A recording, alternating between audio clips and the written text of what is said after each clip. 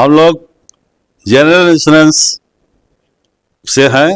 हमारा JFTU बना हुआ है, joint forum of trade union association, और उसमें हमारी बहुत सारी मांगे हैं जो लंबित मांगे बहुत दिनों से चल रही है। सरकार और मैनेजमेंट से हम लोग अपनी मांगों को रख रहे हैं। उसमें मुख्य मांगे हैं वेज रिवीजन, जो हमारा अगस्त 2022 से ड्यू है, जो आज तक नहीं मिला है। फैमिली पेंशन है, जिसमें हम लोग 15% से 30% की बढ़ोतरी की मांग कर रहे हैं। और एक NPS का मुद्दा है, रिक्रूटमेंट का मुद्दा है, बहुत सारा मुद्दा है जिसके विरोध में आज हम लोग धरना प्रदर्शन कर रहे हैं। और सरकार अभी तक हमारी मांगों को नहीं मान रही है। हमारा ये ऑल इंडिया कार्यक्रम है, हमारे ऑल इंडिया सभी कार्यालय में इस तरह का कार्यक्रम हो रहा है और हम लोग ऑल इंडिया का सपोर्ट कर रहे हैं। नहीं, केंद्र सरकार से। हम लोग PSU हैं, पब्लिक सेक्टर जनरल इंश्योरेंस। हम लोगों को केंद्र सरकार से मांग है, हमारी जो भी मांग है केंद्र सरकार से। नहीं, इससे पहले भी बहुत सारा कार्यक्रम हम लोग कर चुके हैं। धरना का कार्यक्रम हुआ है, डेमोन्स्ट्रेशन का कार्यक्रम हुआ है, और हमारी सरकार यदि मांग नहीं मानेगी तो हम लोग हड़ताल पे भी जाने वाले हैं। अभी तक हम लोग 8 जनवरी को कार्यक्रम तय किए हैं कि 8 जनवरी को हड़ताल करेंगे। इस बीच में यदि कुछ प्रोग्रेस होता है या सरकार हमारी मांगे मानती है तो हम लोग सोचेंगे, उस पर विचार करेंगे कि हड़ताल करेंगे नहीं करें। लेकिन यदि सरकार हमारी मांगों को नहीं मानेगी तो हम लोग हड़ताल पे भी जाएंगे। यही हमारा कार्यक्रम है। इस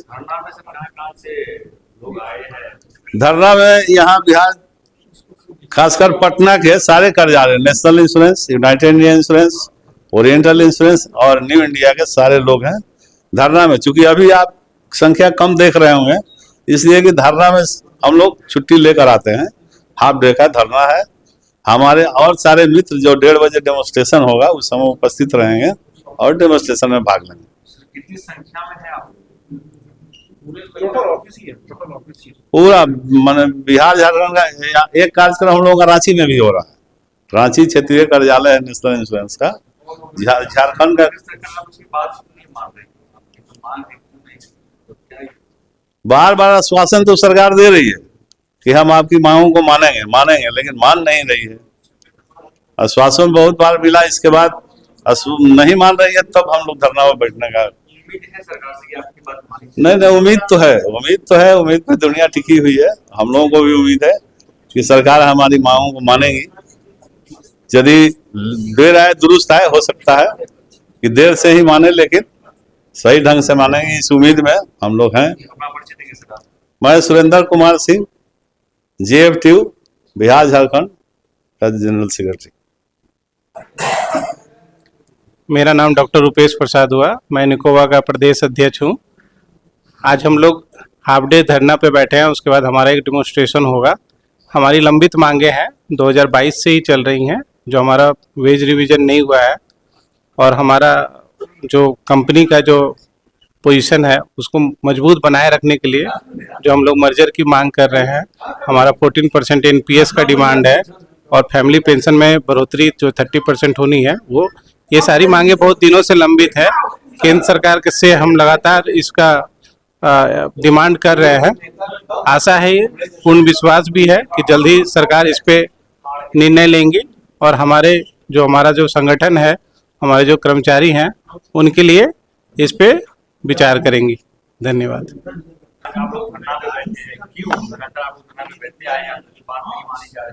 हाँ, इसलिए जो धरना पर बैठे हैं कि केंद्र सरकार की जो नीतियां हैं वो हमारे खिलाफ हैं, हमारी लंबित मांगों को मानने के लिए तैयार नहीं है।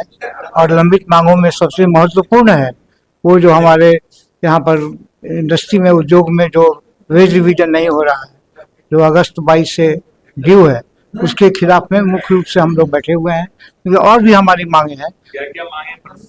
हाँ, प्रमुख मांगे हैं। वेज रिवीजन तो एक हुआ, दूसरा हुआ फैमिली पेंशन, जो हमारी मांगे हैं। फैमिली पेंशन जो आश्रित जो है, जो जिनकी मृत्यु हो जाती है, जो महिलाएं चाहे जो भी हैं, तो उनको फैमिली पेंशन 15% अभी है, जो कि बहुत कम है। लाइफ इंश्योरेंस, बैंक में, सभी जगह ये 15% नहीं होकर के 30% है, कर दिया गया है। जबकि जनरल इंश्योरेंस सेक्टर में अभी भी वो 15% है, जो माने एक मुख्य मांगों में से एक हमारा है। दूसरा है एनपीएस का मुद्दा है। तीसरा है कि सभी के लिए हम लोग ओल्ड स्कीम में बोनस पेंशन का मांग कर रहे हैं, जो सरकार उस पर अनसुनी कर रही है। यही मुख्य मांगे हैं। और इसके अलावा भी जो हमारी मांगे हैं वो सार्वजनिक क्षेत्र को मजबूत करना है, इसके निजीकरण से हम लोग को बचाना है, जिसके लिए हम लोग संघर्ष कर रहे हैं। Sunil Kumar, retired employees association, Bihar Jharkhand state. मैं Chandan Kumar Oriental Insurance officers association का सदस्य हूं। जैसा कि सभी जानते हैं, आज हम लोग जॉइंट फोरम के तहत सभी जिप्सा कंपनीज और ख़ास करके इस नेशनल इंश्योरेंस के रीजनल ऑफिस के साथ समक्ष हम लोग धरना दे रहे हैं। हमारी प्रमुख मांगे थी वेज रिवीजन, फैमिली पेंशन में सुधार, एनपीएस जो कि काफ़ी लंबे समय से पेंडिंग है। अरुण जेटली जी जब वित्त मंत्री थे तभी कहकर गए थे पीएसयू के कर्मचारियों को एनपीएस कंट्रीब्यूशन 14% मिलेगा, अभी तक वो मिला नहीं। बाकी सारे पीएसयू के एम्प्लॉयज़ को 14% मिल रहा है, हम लोग को मिलेगा नहीं, अभी तक नहीं मिला। उस 14% पर भी इंटरेस्ट मिलेगा नहीं, इस पर सरकार की तरफ से अभी तक कोई सुगबुगाहट या हमारी कंपनी के मैनेजमेंट की तरफ से कोई सुगबुगाहट नहीं है। रहा सवाल फैमिली पेंशन का, तो अभी उसको 30% बढ़ाने की मांग हो रही है, क्योंकि महंगाई काफ़ी बढ़ गई है। 15% फैमिली पेंशन से एक व्यक्ति का गुजारा, एक परिवार का गुजारा नहीं हो पाता है। और एक बात है जो सरकार को कड़वी लग सकती है, सरकार हमेशा कहती है सबका विकास, सबका साथ, सबका विश्वास, लेकिन इंश्योरेंस कंपनी में सरकार का ध्यान बिल्कुल ही नहीं है। बैंक वाले रिवीजन कर लेते हैं, सेंट्रल गवर्नमेंट वाले पे कमीशन लेके चले जाते हैं, लेकिन इंश्योरेंस वाले पर बिल्कुल ध्यान नहीं दिया जाता है। सारी सरकार की स्कीमें, कृषि की स्कीमें हों, प्रधानमंत्री सुरक्षा बीमा योजना हो, उसका भार हम पर दे दिया जाता है। उससे हमारी कंपनी को काफ़ी नुकसान उठाना पड़ता है। फिर भी सरकार हम लोग के वेज रिवीजन के मुद्दे पे बिल्कुल ध्यान नहीं देती है। इसलिए सरकार से अपेक्षा है कि यथाशीघ्र हमारा veg revision, family pension, NPS और जो मर्जर की प्रक्रिया है मोनोलिथ, उसको भी अगर आगे बढ़ा करके करें तो काफ़ी फायदेमंद होगा। धन्यवाद। सर, एनपीएस को लेकर खासकर सवाल उठ भी आए हैं और आप लोग की मांगे हैं एनपीएस के लिए है, तो फिर इस पे कब तक तो लगता है कि आप बात मानेगी सरकार? देखिए, सरकार को तो माननी पड़ेगी। संघर्ष इसी के लिए होता है, संघर्ष का रिजल्ट हम लोग को मिलेगा ही। और अगर राज्य सरकारें इसको हटा दी, क्योंकि हम लोग केंद्र सरकार में हैं, इसी के लिए हम लोग की लड़ाई हो रही है, लेकिन केंद्र को भी झुकना पड़ेगा। जब हर राज्य के सरकारें कर देगी तो केंद्र को भी झुकना पड़ेगा, केंद्र को करना ही पड़ेगा। तो सर ये मुद्दा लगातार बनते या इससे कुछ दिन पहले रेलवे का चुनाव था, रेलवे संघ का चुनाव था, हाँ। एनपीएस को लेकर उन लोग भी केंद्र सरकार के अंदर कर आते हैं। राज्य सरकार के अंदर बहुत से आधे राज्य जो हैं ऑल ओवर इंडिया में, उन लोग अपने यहाँ एनपीएस को हटा के ओपीएस कर दिया है, ओपीएस में ओल्ड पेंशन स्कीम कर दिया है। जब बाकी राज्य सरकारें कर देगी तो इनको मजबूरी होकर करना पड़ेगा, नहीं तो 240 से हो सकता है 40 पे आ जाए। तो रवि सर, पहले भी आपने धरना दे चुका है, हाँ। धरना पे बैठे, हाँ, क्या लगता है आगे कब तक धरना ये चलता रहेगा? देखिए, उम्मीदें पे दुनिया कायम रहती है और हमको जैसा लग रहा है कि अभी 27 दिसंबर को दिल्ली में सीएलसी के साथ मीटिंग है जिप्सा एंड डीएफएस का, तो उसमें कुछ फ्रूटफुल नतीजा निकलने का संभावना है। और नहीं निकलेगा तो हम लोग फिर इस धरने को क्या हुआ था? नहीं, हम बता रहे हैं, अगर नहीं हुआ संघर्ष तेज होगा। 8 जनवरी को हम लोग फुल डे स्ट्राइक का नोटिस दिए हुए। अब धरना से काम नहीं चलेगा। आपका भी क्वेश्चन ठीक है कि धरना कब तक, तो अब धरना छोड़ के हम लोग हड़ताल पे जाएंगे। मैं अशोक कुमार, मैं यहाँ नेशनल इंश्योरेंस ऑफिसर एसोसिएशन का सेक्रेटरी हूँ, पटना यूनिट का। देखिए, हम लोग की जो मांगे हैं सारी पुरानी मांगे ही हैं, जिस पर सरकार का काफ़ी समय से ध्यान हम लोग आकर्षित करने की कोशिश कर रहे हैं, लेकिन सरकार जो है अभी तक उस पर कोई भी अपना डिसीजन नहीं ले पाई है। जो सबसे पुरानी और एक रूटीन मांग है वो है कि वेतन पुनरीक्षण। हम लोग का काफ़ी समय से वेतन पुनरीक्षण जो है कि ड्यू है, 2022 से ही हम लोग का ड्यू है। लेकिन अभी तक मान के चलिए, देखिए पीएसयू में बैंक हो चाहे लाइफ इंश्योरेंस कॉर्पोरेशन हो, इन लोगों का वेतन परिष्करण हुए काफ़ी समय, हमको लगता है LIC का भी लगभग 1 साल का समय हो चुका है, लेकिन अभी तक हमारी जो वेतन की मतलब पुनरीक्षण की मांग है, वो सरकार अभी तक पूरी नहीं कर पाई है। जबकि हमारी मतलब पूरे, अगर हम general insurance industry, public sector general insurance industry की बात करें, तो काफ़ी सुधार हुआ परफॉर्मेंस में। हम लोग भी अगर कंबाइंड पूरे इंडस्ट्री की बात करें तो प्रॉफिट में काम कर रहे हैं। तो बहुत सारी चीज़ें हैं, और समय के साथ साथ हर एक इंडस्ट्री, चाहे गवर्नमेंट की कोई भी इंडस्ट्री हो चाहे प्राइवेट सेक्टर हो, सब जगह वेतन परिष्करण होता है। तो अगर हमारे में अनावश्यक जो डिले हो रहा है, वो बहुत ही चिंता का विषय है, और मेरे हिसाब से हम लोग उस चीज़ का ध्यान आकर्षण करने के लिए ही हम लोग आज धरने पे, हाफ डे धरने पे हम लोग बैठे हैं, और हम लोग का लंच आवर डेमोन्स्ट्रेशन भी है। तो पहली मांग तो वेतन पुनरीक्षण का है। दूसरा है फैमिली पेंशन का, जिसमें हम लोग 30% फैमिली पेंशन कंट्रीब्यूशन की बात कर रहे हैं। और एक और उसमें है कि जो पेंशन वाला है, उसमें हम लोग 14% कंट्रीब्यूशन का, एनपीएस में 14% कंट्रीब्यूशन का बात कर रहे हैं। तो ये सब 3 मांगे जो हमारी बहुत ही प्रतीक्षित मांग है, जिस पर हम लोग ध्यान आकर्षण के लिए आज हम लोग यहाँ पर बैठ रहे हैं। अभी हाल फिलहाल में सरकार ने जैसे कि कहा है कि हम लोग एफडीआई में 100% फॉरेन डायरेक्ट इन्वेस्टमेंट मतलब लाने वाले हैं जल्दी। देखिए क्या है कि केवल एफडीआई का इन्होंने 49%, फिर 75%, अब 100% की बात करिए, तो केवल वो सॉल्यूशन नहीं है। जब तक आप जो पुरानी इंश्योरेंस कंपनियां हैं जो काफ़ी समय से मतलब सोशल सेक्टर को सर्विस दे रही है, और आप जानते हैं कि कोई भी पीएसयू जो है वो किसी भी इंडस्ट्री में है तो वो समाज को लेकर के बनी होती है, और समाज के को एक मतलब उसका काफ़ी सुदृढ़ सेवा देने के लिए वो इंडस्ट्री काम करती है।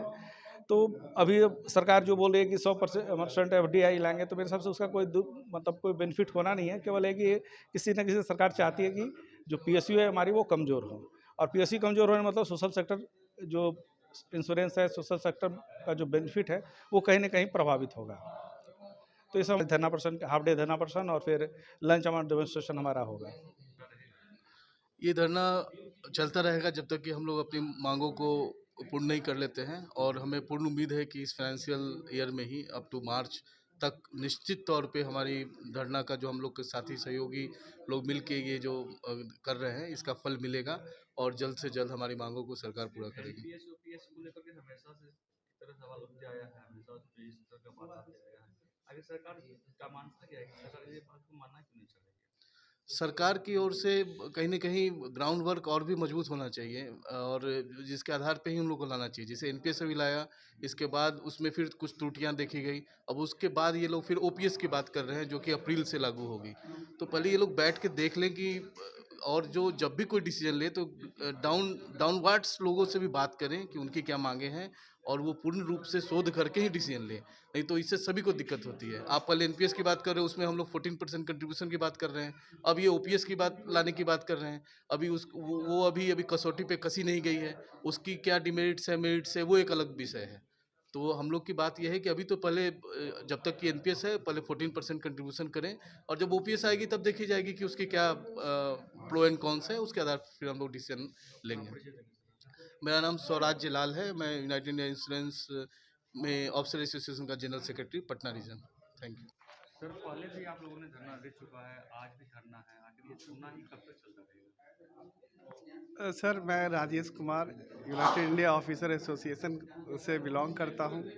जहां तक आपका सवाल है कि धरना कब तक चलेगा, जो हमारा ऑब्जेक्टिव है वेज रिवीजन का, एनपीएस में 14% कंट्रीब्यूशन का, फैमिली पेंशन का, ये जब तक हमको ऑब्जेक्टिव पूरा नहीं हो जाता है तब तक तो हम लोग करते ही रहेंगे, ताकि सरकार का ध्यान हमारे इस मुख्य बिंदुओं पर जाए, और जाकर इस पर कंसिडर करें, इस पर विचार करें और उचित सर्वसम्मति से निर्णय लें हम कर्मचारियों के, ऑफिसर के फेवर में।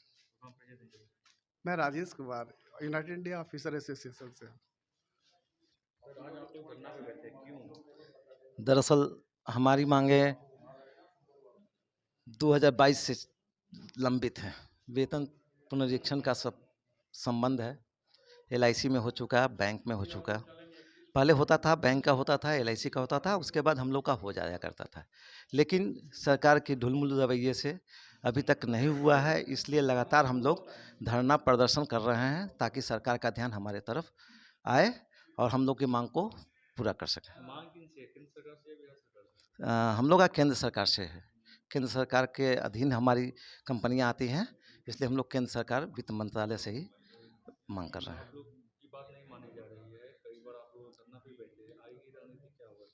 सर, अगर नहीं मानी जाएगी तो हम लोग यहाँ से दिल्ली तक भी कुछ करेंगे और ये जो प्रदर्शन है और काफ़ी उग्र होगा। Sunil Kumar Chaudhary, SC ST all India employ परिषद जयमूर्ति के ऑल इंडिया सेक्रेटरी।